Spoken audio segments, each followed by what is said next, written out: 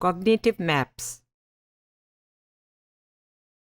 Research और experiments जिस तरह के हुए हैं उनमें कुछ एक्सपेरिमेंट्स ऐसे हैं जो कि कॉग्निटिव मैप्स और जो हमारा एस्टीमेट होता है डिस्टेंस का हमारे मैप्स के मुताबिक, जो हमारे कॉग्निशन में मैप है उसके मुताबिक उस पे एक्सपेरिमेंट हुए हैं। जैसा कि हमने क्वेश्चन किया कि क्या इसकी रेलेवेंस और इसकी वैलिडिटी एक्चुअल इन्वायरमेंट में भी है, जिसे इकोलॉजिकल वैलिडिटी कहते हैं। तो एक तो रिसर्च से ये पता चला जो कि की गई कि जब लोगों से किसी शहर का डिस्टेंस पूछा जाता था तो जो वो एस्टीमेट देते थे वो इस पे डिपेंड करता था कि उस शहर और जहाँ आप हैं आपके शहर के दरमियान और कितने शहर हैं। जैसे लाहौर और जेलम के बीच में गुजरांवाला भी है और गुजर खान भी है, और तो अगर ज़्यादा शहर हैं तो वो डिस्टेंस जो है उसको और तरह एस्टिमेट करते थे। तो उसने एक हाइपोथेटिकल रीजन जिसमें सिटीज़ डिस्ट्रीब्यूट हुए थे, थॉर्नडाइक ने वो मैप बनाया और उसमें लोग एस्टिमेट करते थे कि दो शहरों के बीच में कितना फासला है, और वो जो दोनों शहरों के बीच में जिनका फासला पूछा जा रहा था 0 या 1 या 2 या 3 सिटीज़ होते थे, और वो मैप को अच्छी तरह देखते थे और उसके बाद जवाब देते थे। जब असल में किसी में 300 मील का फ़र्क होता था लेकिन उनके बीच में कोई इंटरवीनिंग सिटीज़ नहीं थे तो लोग उसको 280 माइल्स कहते थे।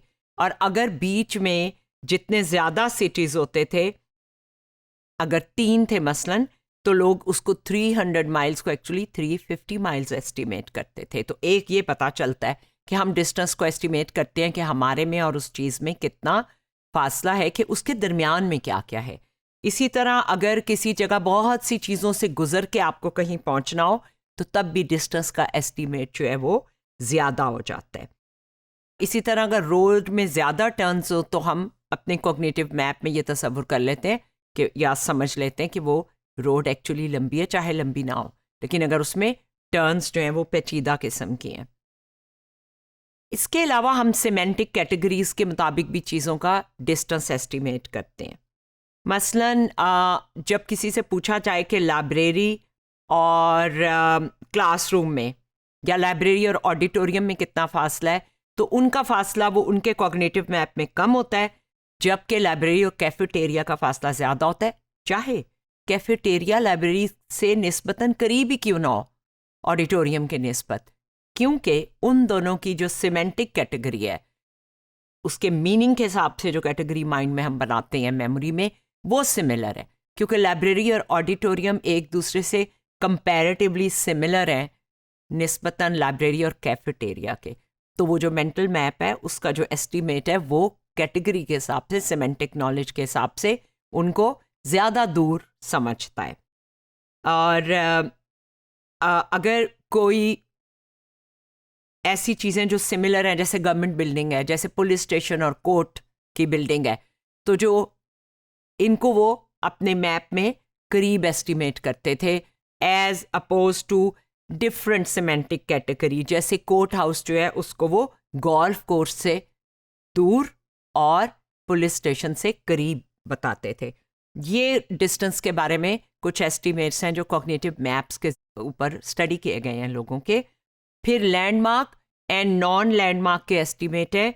लैंडमार्क का इफेक्ट ये होता है कि हमारे में एक जनरल टेंडेंसी है कि हम शॉर्टर एस्टिमेट्स करते हैं जब लैंडमार्क की तरफ जा रहे हो। हम बताते हैं ना फलां जगह ये लैंडमार्क है, हम एंगल्स जो है उसको अक्सर 90 डिग्री पे कर देते हैं, स्ट्रेट एंगल पे।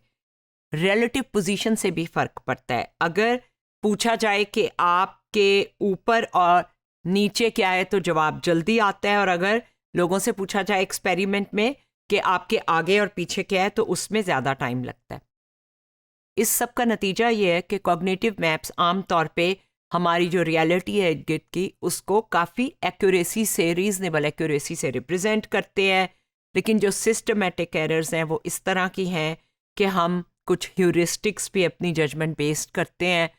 हम रोटेशन करते हैं माइंड में, अलाइनमेंट को अपनी तरफ से खुद सीधा कर लेते हैं कि ये सीधा ही होगा। तो ये जो वेरिएबल्स हैं वो हमारे लिए रेलेवेंट होते हैं। हम अपनी एनवायरनमेंट को रिप्रेजेंट करते हैं जितनी रेगुलर वो नहीं है, लेकिन हम उसे ज़्यादा रेगुलर अपने मैप में तस्वीर कशी के ज़रिए बनाते हैं।